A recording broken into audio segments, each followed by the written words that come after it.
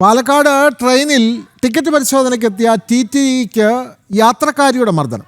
General ticket എടുത്ത് ഫറോക്കിൽ നിന്ന് കുറ്റിപ്പുറത്തേക്ക് യാത്ര ചെയ്ത യുവതിയാണ് TTE മർദ്ദിച്ചത്. ഷൊർണൂർ റെയിൽവേ പോലീസിൽ പരാതി നൽകിയ ശേഷം TTE ഒറ്റപ്പാലം താലൂക്ക് ആശുപത്രിയിലേക്ക് മാറ്റി.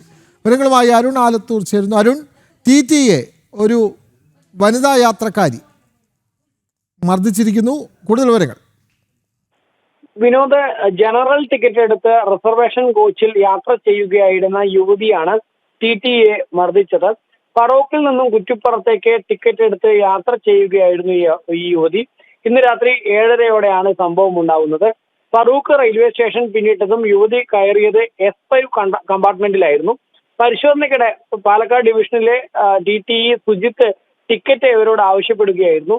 ജനറൽ ടിക്കറ്റ് ആയതിനാൽ റിസർവ് കമ്പാർട്ട്മെന്റിൽ നിന്നും ഇറങ്ങി വനിതാ കമ്പാർട്ട്മെന്റിലേക്ക് മാറാൻ ആവശ്യപ്പെട്ടപ്പോഴായിരുന്നു മർദ്ദനമുണ്ടായത്. ഷൊർണൂർ റെയിൽവേ പോലീസിൽ പരാതി നൽകിയ ശേഷം ഇയാളെ ഒറ്റപ്പാലം താലൂക്ക് ആശുപത്രിയിൽ പ്രവേശിപ്പിക്കുകയും ചെയ്തിട്ടുണ്ട്.